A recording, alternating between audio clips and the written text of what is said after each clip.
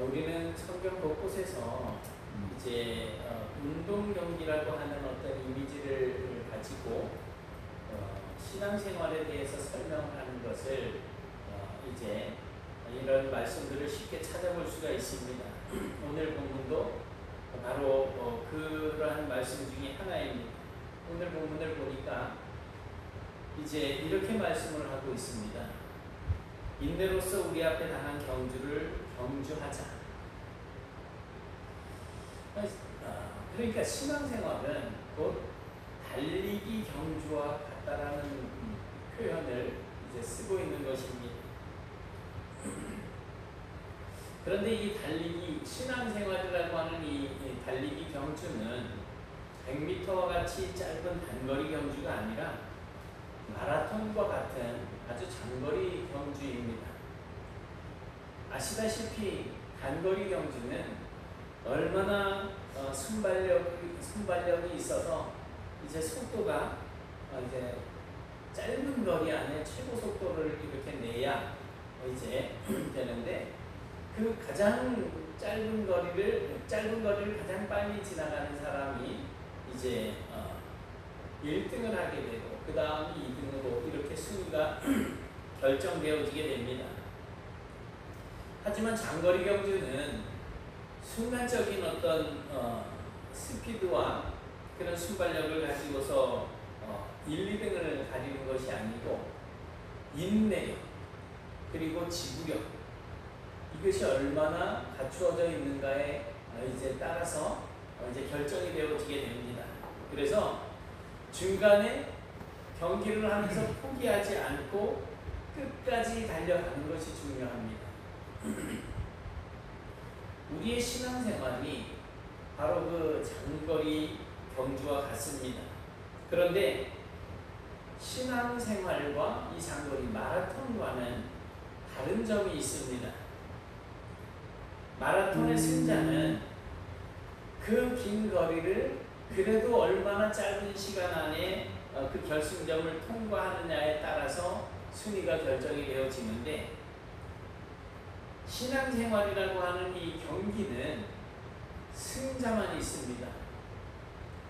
그러니까 신앙생활에서 승자가 되기 위해서는 남보다 더 빨리 결승선을 통과하는 사람이 아니라 끝까지 달려서 그 결승점을 이제 통과하게 되는 순간 누구나 다 승리자가 된다라는 것입니다. 그러니까 우리의 신앙생활이라고 하는 이 경주는 결국 도중에 포기할 것인가, 아니면 끝까지 달려갈 것인가, 그것을 겨루는 경기인 거예요.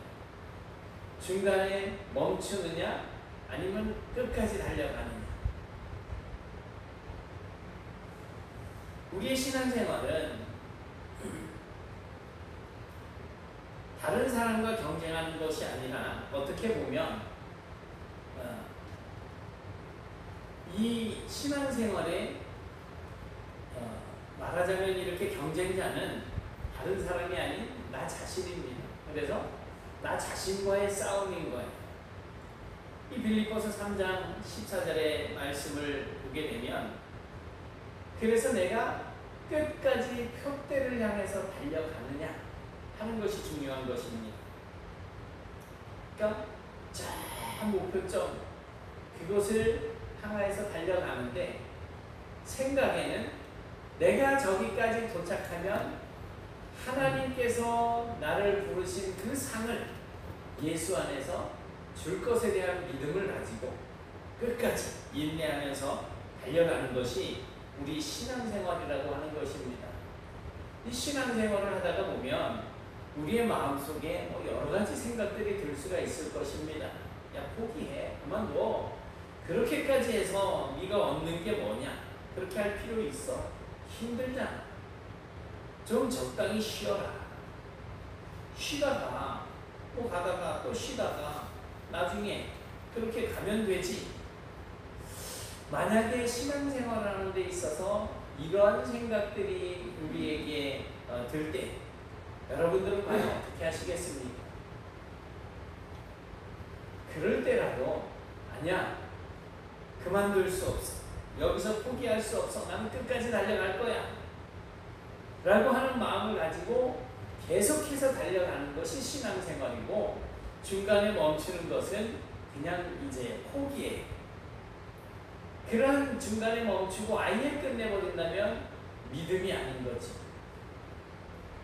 어떤 분들은 끝까지 가기만 하면 되는데 뭐가 그렇게 어렵겠는가라고 생각을 할 수도 있습니다. 그런데 정말 그게 쉽지가 않습니다. 일제강점기 때 많은 목사님들이 신사참배를 하는 죄를 범했어요. 우상을 숭배했잖아요. 근데 이 사람들이 나중에 해방이 되고 나서 나중에 하는 이야기는 뭐냐면, 우리가 교회를 그렇게 해서라도 지켜야만 했다라는 이야기를 해요. 그런데 과연 그게 교회를 지키는 행위였느냐? 아니라는 거죠. 교회는 누가 지켜요? 하나님이 지키시는 거죠. 머리 대신 예수님이 지키시는 거야. 지체되는 우리가 지키는 게 아니라는 거예요. 우리는 그냥 머리 대신 예수님 안에서 예수님께서 원하시고 행하도록 명령하시는 그 일을 행하는 거예요. 근데 우상 앞에 절을 하는 것이 그게 교회를 지키는 행위는 아닌 거지. 그래 많은 사람들이 이 경주를 하다가 끝까지 마치지 못하고 결승점을 통과하지 못하는 그러한 사람들이 많다는 것입니다. 우리 중에는 중간에 포기하고 결승점을 통과하지 못하는 그런 안타까움을 호소하는 일들이 나중에 없었으면 좋겠어요. 우리 중에 누가 먼저 천국에 갈지 모르잖아요. 근데 그곳에 가서 기다려도 10년, 100년, 1000년을 기다려도 안 오면 어떻게 되는 거예요? 그 사람은 믿음 없이 다른 곳에 가 있는 거예요. 통과를 못하는 거죠. 저는 오늘 우리 모두가 이 신앙생활의 경주에서 한 사람의 나고자도 없이 모두 승자가 되실 수 있는 그러한 마음이 간절합니다. 그래서 끝까지 주님께서, 하나님께서 우리에게 주시마 약속하신 그 상을 바라보면서 끝까지 달려가는 성도가 되시길 바랍니다. 그렇다면 어떻게 이 신앙의 경주를 끝까지 달려갈 수 있을 것인가? 오늘 읽은 말씀을 통해서 세 가지를 주목할 수 있겠습니다. 첫 번째로 기억해야 할 것은 1절에서 보듯이 우리에게 구름같이 둘러싼 허다한 증인들이 있다라는 것입니다. 우리에게 구름같이 둘러싼 허다한 증인, 이미 하나님의 나라에 들어가 있는 수많은 증인들이 있다는 거예요. 어떤 증인일까요? 우리보다 먼저 신앙의 경주를 하면서 끝까지 달려간 그런 증인들입니다. 그들은 이 세상 살면서 참 포기하고 싶고 정말 쉬고 싶고 그런 생각들이 많았었을 텐데도 불구하고 끝까지 달려가서 그곳에 가 있는 그러한 분들이라는 거예요. 우리는 그분들을 통해서 배워야 된다는 것입니다.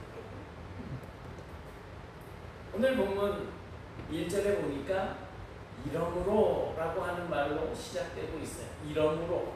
또 세번역 성경에 가서 보면 그러므로.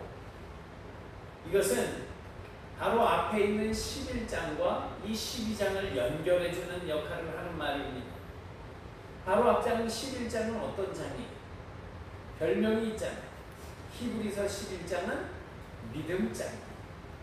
그러니까 믿음의 사람들을 거기에 쭉 기록을 해놨어. 그 믿음의 사람들이 어떤 믿음을 가지고 있는지를 기록을 해주고 있는 것입니다. 그 중에 보면 120년 동안을 방주를 지은 노아가 설명이 되어져 있습니다. 120년 동안. 이 노아 시대 이전에는 성경에 비에 대한 기록이 없어요. 그러니까 비가 내렸는지 안 내렸는지 몰라요.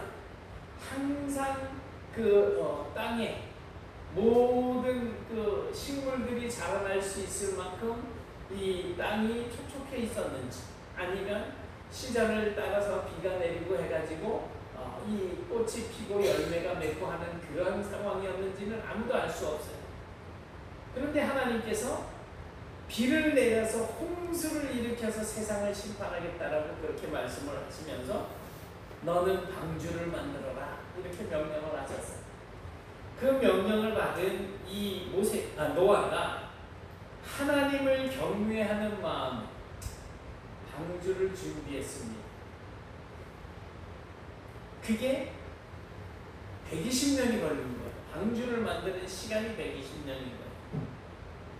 말이 쉬워서 120년이지 그 긴 시간 동안 사람들은 얼마나 조롱을 했을 거고 얼마나 손가락질을 하면서 비웃었겠습니까? 그러면서도 노아는 그 당대의 의인이요 완전한 자라고 하는 하나님의 평가를 받을 만큼 하나님의 명령에 순종하면서 딸랑 8식구, 노아 부부, 아들 셋, 며느리 셋, 8명이 그 거대한 방주를 만들었다는 거예요. 몇 년 동안? 120년 동안. 산다는 게 얼마나 고달프고 힘들었을까요? 그 튼튼한 배를 만들려니 그 나무 큰 거 잘라서 깎아서 맞춰서 역청까지 발라가지고 그렇게 만들려니 얼마나 힘들었겠어요. 당장이라도 때려치고 저 흥청망청 즐겁게 노는 사람들, 그 사람들과 어울려서 같이 희희낙낙 그렇게 즐기며 살고 싶은 마음이 왜 없었겠습니까? 120년 동안 수백 번, 수천 번 아니면 수만 번 그런 생각이 들었을지도 모를 일입니다. 하지만 노아는 중간에 포기하지 않고 끝까지 이 방주 만드는 일에 전념을 했습니다. 신앙의 경주를 한 것입니다. 그것을 하나님께서는 믿음이라고 표현을 하고 있는 겁니다. 믿음으로 노아는 이렇게 말해주고 있는 거예요. 아브라함은 또 어땠습니까? 하나님께서 아브라함을 부르셨습니다. 75세. 고향과 친척과 아버지의 집을 떠나서 내가 너에게 보여주는 땅으로 가라는 거예요. 어딘지도 몰라요. 갈 바를 알지 못했다고 지금 설명해주고 있잖아요. 어디로 가야 할지도 알지 못하는 이 75살의 그때 시대에는 중년이라고 하더라도 보통 40세 막 이렇게 사니까 그보다 훨씬 앞에 사람들은 훨씬 더 많이 살았잖아요. 그럼에도 불구하고 100살 때 75세 때 이러한 자녀에 대한 그런 이야기를 들었을 때 우리는 늙어서 아이를 가질 수 없습니다라고 하는 생각을 가지면서도 여전히 그 소망을 붙들고 있었던 것을 볼 수는 있어요. 어쨌든지 간에 그렇게 세월은 흘러가는데 25년이 다 돼가도록 약속이 이루어지지 않는 것. 바닷가의 모래와 같이 하늘의 별과 같이 땅의 먼지와 같이 많은 자손들을 너에게 주겠다라고 하신 그 약속이 이루어지지 않는 거예요. 몇 번이고 포기하고 싶은 생각이 들었겠습니까? 안 들었겠습니까? 들었을 거예요. 왜냐하면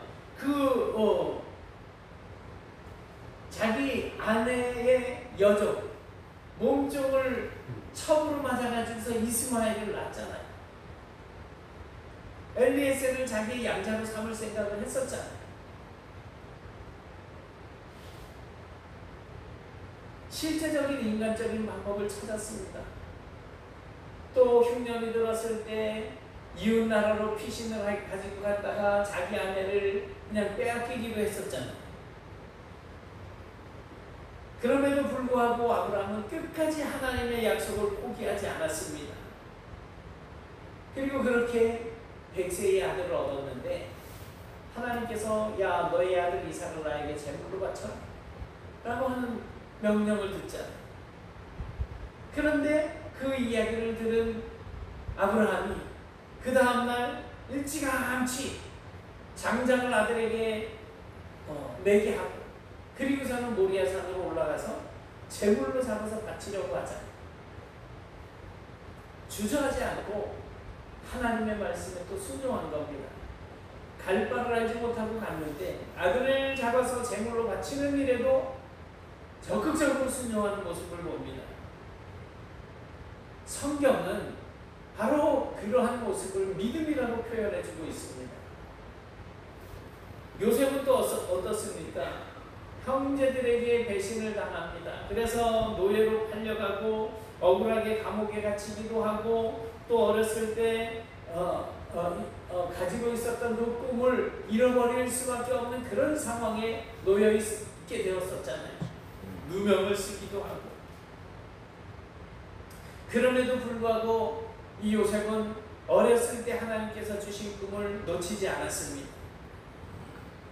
노예로 팔려 집에도 돌아가지 못했던 요셉이 어렸을 때 꾸었던 그 꿈 때문에 정말 노예 생활이 즐거웠었을까요? 포기하고 싶은 마음이 전혀 없었을까요? 인간적인 생각은 누구에게나 있을 수 있습니다.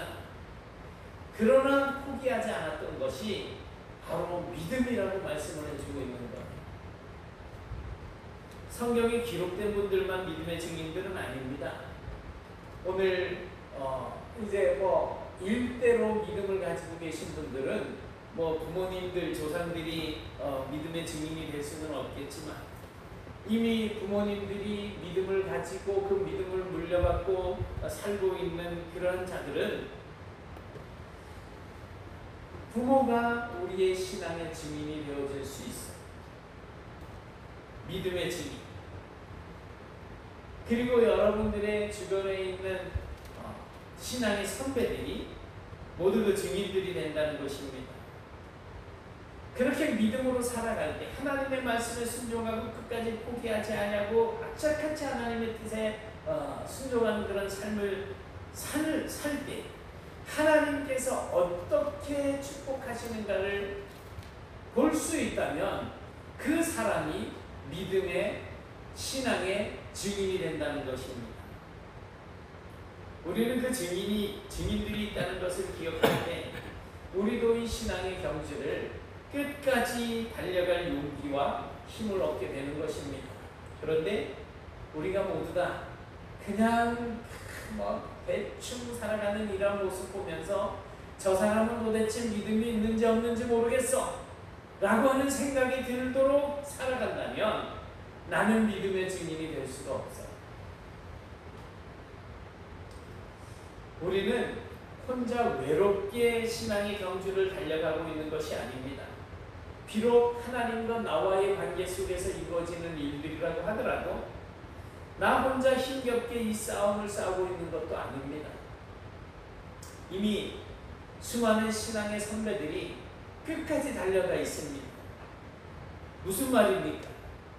죽는 순간까지 믿음을 포기하지 않고 그 믿음을 저버리지 않고 사는 것을 말씀하는 것 아닙니까? 예수님이 나는 포도나무요 너희는 가지라고 말씀을 하시잖아요. 예수님이 원줄기고 우리는 포도나무에 붙어있는 가지들이라는 거예요. 그런데 내가 이 원줄기가 싫다고 거기에서 떨어져가지고 나가게 된다면 그냥 죽는 거죠. 생명이 없는 그냥 땅바닥에 떨어져서 말라 비틀어지는 가지가 되어서 결국 불쏘시개가 되고 말 것입니다. 하지만 우리가 원줄기 대신 주님께 붙어서 좋은 열매를 맺으면서 사는 것, 우리가 구원의 하나님을 대신하지 않고 그 하나님을 증거하는 삶을 사는 것, 그것이 끝까지 달려가는 그러한 신앙이라는 것입니다. 선배들이 끝까지 달려갈 수 있었다면, 그래서 허다한 증인의 자리에 서 있었다면 우리도 갈 수 있는 겁니다. 왜 못 가겠습니까? 그리고 우리를 바라보는 신앙의 후배들이 또 있잖아요. 용석이가 이제 이 중에서는 제일 후배가 되겠는데, 우리가 용석이 앞에서 믿음으로 끝까지 달려가는 모습을 보여줘야 용석이도 보고 배우는 거예요. 우리의 믿음의 후배들이 우리가 포기하지 않고 주저앉지 않는 이런 모습을 보여줄 때 그것을 보고 배우는 거예요. 만약에 우리가 주저앉고 포기하게 된다면 후배들이 우리의 모습을 보고 그 용기가 꺾여지게 되는 거예요. 따라서 이 신앙생활의 경주에서 승리하기 위해서 우리가 반드시 기억해야 할 것은 우리에게 구름같이 둘러싼 허다한 증인들이 있다는 겁니다. 믿음으로 나아가는 자가 끝내 승리하는 자리에 서 있을 수 있다는 것을 보여주는 것입니다. 두 번째로 히브리서 기자는 이 신앙의 경주를 위해서 준비해야 할 것들에 대해서 이야기합니다. 1절 중간에 이렇게 말씀하고 있어요. 모든 무거운 것과 얽매이기 쉬운 죄를 벗어버려라. 모든 무거운 것과 얽매이기 쉬운 죄를 벗어버려라. 이제 PPT 준비하면서 인터넷에서 사진을 찾다가 아주 재미있는 그림을 발견을 했어요. 아이가 스마트폰을 보고 있는데 아침에도 이제 저 스마트폰 부부가 이렇게 연인이 보는 걸 근데 해놨잖아요. 아까 명호 형제랑 장미 이 부부가 목사님 저희가 지난 주간에 스마트폰 때문에 싸웠어요 이러더라고요. 그냥 스마트폰 밥 먹고 스마트폰 보고 그냥 계속 이러니까 명호 씨가 나를 사랑하기는 하는 거냐 이런 질문을 했는가 봐요. 그것 때문에 툭탁툭탁 했는데 오늘 제가 그 이야기를 해서 찔렸다고 그렇게 말씀을 하더라고요. 아이가 스마트폰을 보는데요. 여기에 쇠사슬이 이렇게 달려있고 그 아이의 뒤에 마귀가 그 쇠사슬을 붙잡고 있는 거예요. 이 아이가 구원을 받기 위해서는 어떻게 되느냐면 이제 아빠가 이 아이를 데리고 가는데 스마트폰을 붙잡고 있으니까 딸려가지를 않는 거예요. 근데 아이가 딱 놓는 순간 아빠에게 안겨서 이제 떠나가는 마귀에게서 떠나가는 그러한 장면을 봤어요. 벗어버리라는 것은 내가 붙들고 있는 거 불필요한 것들을 내려놓으라는 거예요. 달리기 경주를 하는 사람들이 이 진짜 간편하잖아요. 마라톤 하는 선수들 대부분 이렇게 입고 뛰지 않습니까? 근데 여기에 그냥 금목걸이하고 금팔찌하고 시계 두툼한 거 차고 명품이라고 모자 뒤집어 쓰고 그냥 양복 입고 구두 신고 여자 선수들 하이힐 신고 이렇게 달린다고 한번 생각을 해보세요.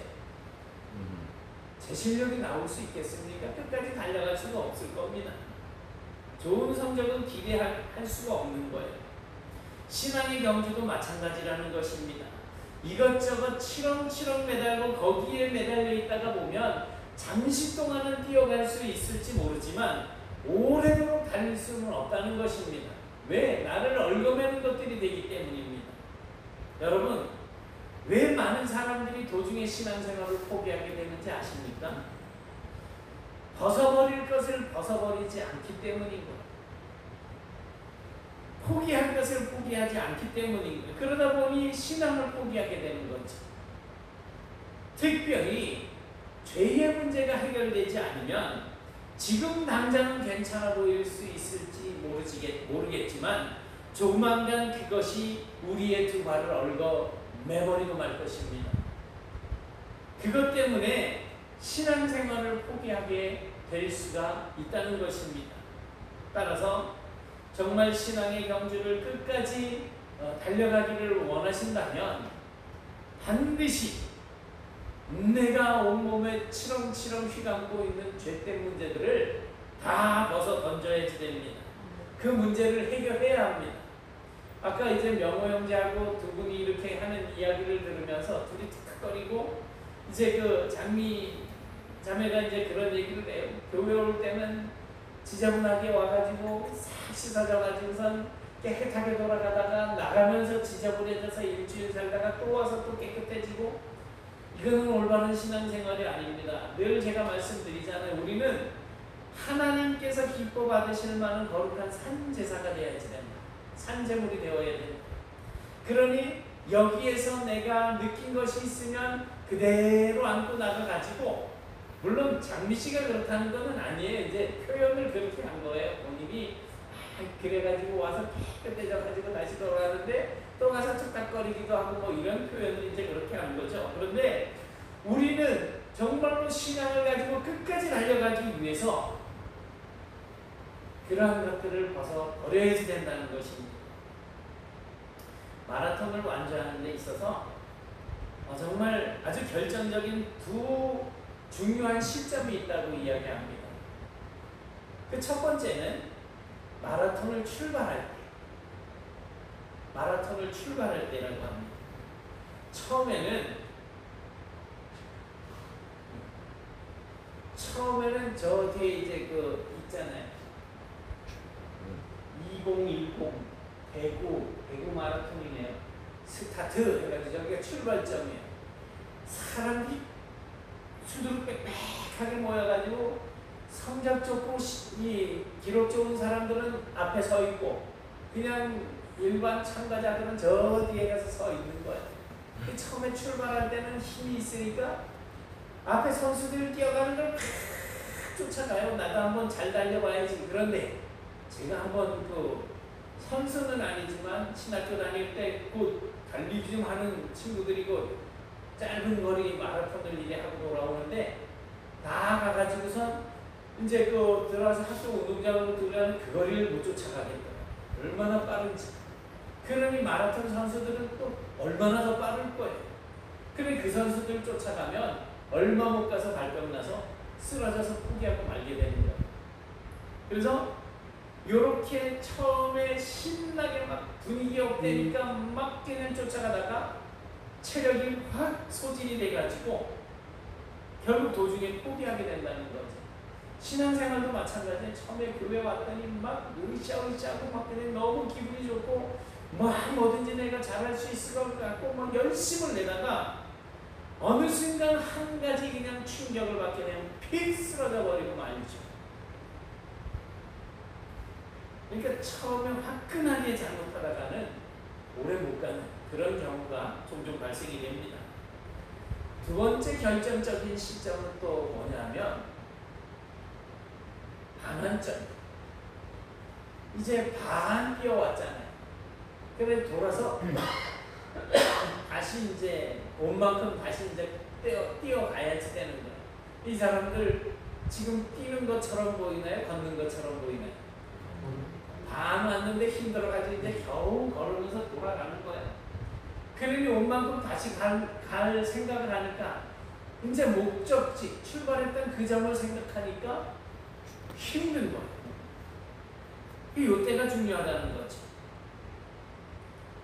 이때 그 먼 거리를 생각을 하면 포기하고 싶은 생각이 확 올라온다고 하는 것입니다. 신앙생활도 그래요. 내가 10년, 20년, 30년, 50년, 60년 신앙생활을 했는데 아직까지도 갈 길이 까마득하다고 느끼기 시작하면 그때 마귀가 와서 야 포기해 라고 하는 그 말에 그냥 꼴딱 넘어가게 된다는 것입니다. 이것을 염두에 두고 히브리서 기자는 우리 앞에 다른질 어디 갔어? 우리 앞에 놓인 다른질을 인내로서 우리 앞에 당한 경주를 경주하라 라고 이야기합니다. 그 우리 앞에 놓인 다른질을 참으면서 달려가라고 그렇게 말씀을 하고 있는 거예요. 나의 기분이나 분위기에 따라서 오버페이스 하지 말고 또한 아직 많이 남은 듯한 목적지를 미리 그냥 보면서 지레 겁을 먹지 말고 낙심하지 말고 내 앞에 그저 한 걸음 한 걸음 주어진 그 다름질을 꾸준하게 인내하면서 달려가다 보면 어떻게 해서든지 목적지에 가게 되어 있다는 것입니다. 위에 일자 써져 있는 것은 일자를 우리가 지금 보고 있는 개역개정 성경이고 밑에 것은 세번역 성경에서 번역해 놓은 거예요. 인내로서 우리 앞에 당한 경주를 하며 이것을 우리 앞에 놓인 다른지를 참으면서 달려갑시다 라고 번역을 해 놓은 거예요.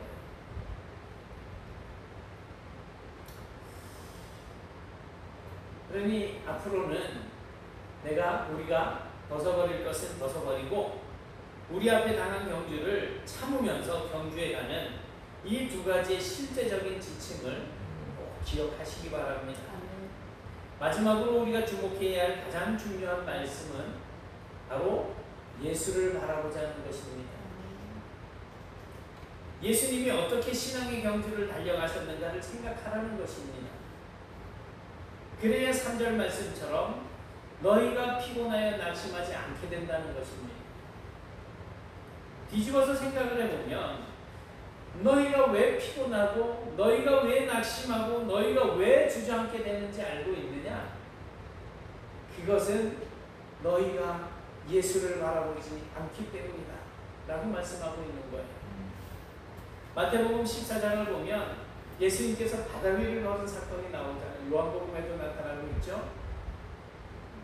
이 마태복음 14장에는 특별히 이제 주목할 만한 표현이 있었어요. 제자들은 풍랑 속에서 배를 전멸하고 고생을 하고 예수님께서 그들을 바라보다가 무리를 걸어서 제자들에게도 가까이 갔어요. 그 무리를 걸어오시는 그 예수를 발견한 제자들이 유령인 줄 알고 무서워서 소리를 지릅니다. 그때 예수님께서 남이 두려워하지 말아라, 안심하라라고 그렇게 안심을 시키셨습니다.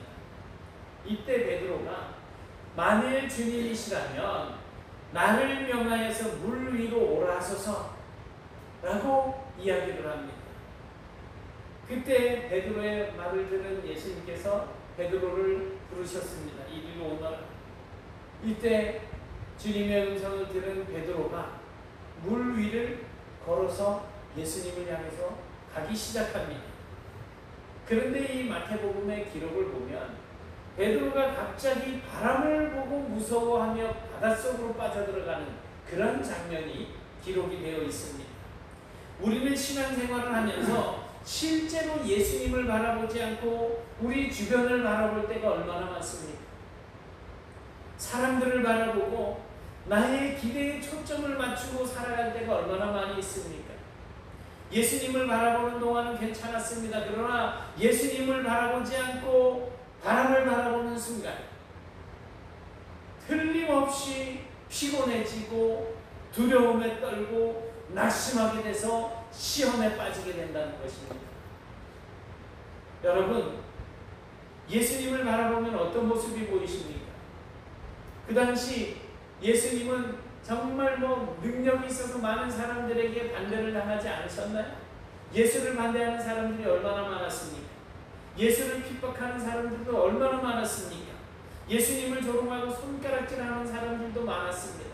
심지어 십자가에 달려있을 때 한쪽 편 강도는 너와 우리를 구원해보라고 소리를 지르기까지 합니다.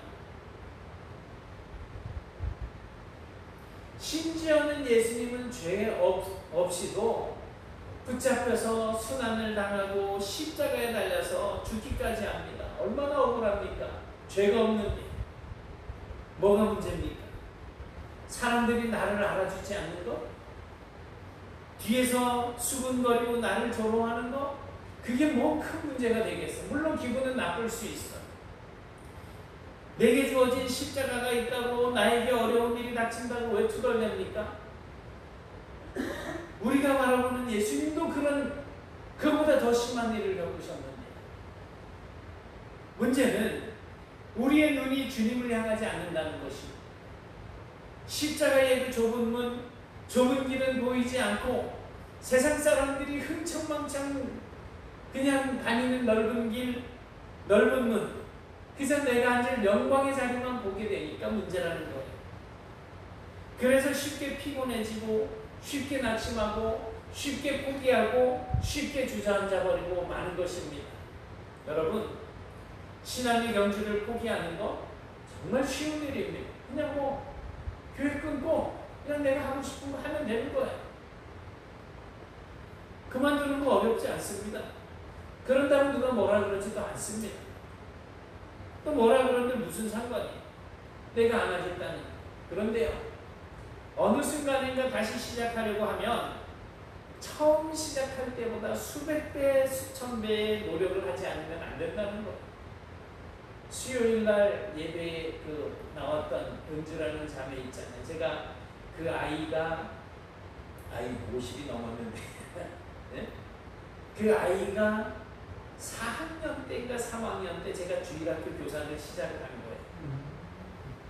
그 이제 성가대를 만들었을 때 제가 이제 조직을 해서 할 때 그때 성가대원으로 이제 한 1년 정도를 제가 지도하고 했었는데 그 아버지가 처음으로 고함교회 종소리가 들리고 야 우리 교회 가자 그래가지고 식구들을 다 데리고 교회를 가셨다는 거예요.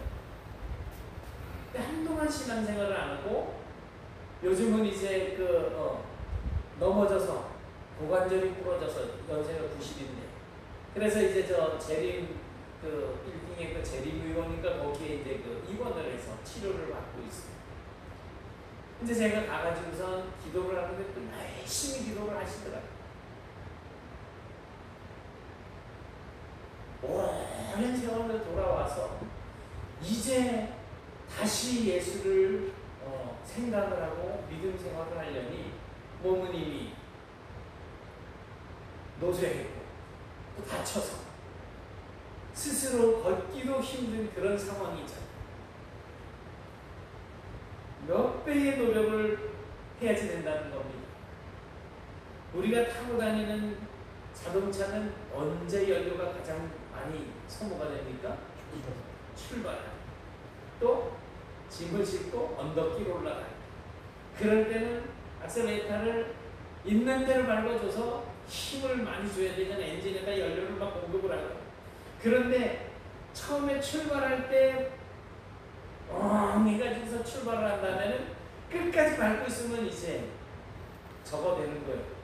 급발진처럼 되는 거예요. 그러니까 떼고 살짝만 밟아도 그냥 충분히 나가잖아요. 탄력 받았을 때 가야지. 마라톤도 마찬가지로 중간에 멈추면 다시 출발하려면 다리가 무거워서 못 뛰는 거예요. 신앙생활도 마찬가지입니다. 아무리 지금 힘들고 어렵다고 하더라도 포기하면 다시 시작하는 건 너무 힘들어요. 그렇기 때문에 신앙생활은 계속 경주에 나가야지 됩니다. 매일매일 우리 앞에 놓인 경주에 나가십시오. 지금 해나가다 보면 신앙의 근육이 붙습니다. 처음에는 그렇게 힘들던 것이 나중에는 힘든 줄 모르게 되는 것입니다. 지금은 귀찮게 여겨지는 것이 나중에는 기쁘고 즐거운 일이 되는 것입니다. 신앙생활의 재미와 즐거움도 알게 됩니다. 그러다 보면 하나님의 은혜를 맛보아서 또 알게 됩니다. 그렇게 꾸준히 달려가다 보면 어느새 내가 성숙한 신앙을 가지게 된 그런 나의 모습을 발견하실 수가 있게 될 것입니다. 그리고 우리의 뒤를 따라오는 후배들에게 정말 긍정적인 영향을 끼치는 정말 훌륭한 복음의 증인이 될 수도 있을 것입니다.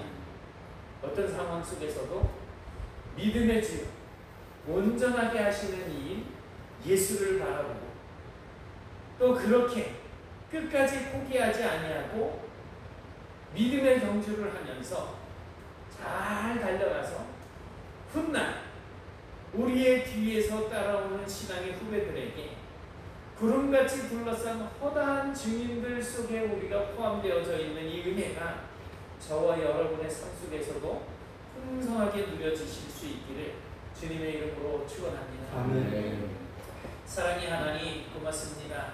오늘 저희들이 하나님의 은혜를 경험합니다. 주님께서 저희들을 사랑하여 주셔서 이제 믿음의 선진들을 통하여 저희들을 훈련시켜 주시고 또 소망을 가지고 끊임없이 주님을 바라보면서 믿음의 경주를 할 수 있도록 인도해 주시니 감사합니다. 비록 힘들고 어려운 상황, 그러한 아버지 하나님의 환경들이 우리에게 다가온다고 할지라도 결코 좌절하거나 낙심하거나 중간에 포기하지 아니하고 오직 주님을 바라보며 주님을 의지하며 끝까지 달려나가서 하나님께서 원하시는 그러한 우리의 인생 마지막 자리를 저희들이 차지하고 서 있을 수 있도록 인도하여 주시옵소서. 오늘 이후에 저희들의 삶을 통하여서 우리 주변의 많은 사람들이 하나님의 살아계심을 보게 하시고 하나님 앞에 영광을 돌리는 열매들이 맺혀질 수 있도록 붙잡아 주시기를 소원하옵고 예수님 이름으로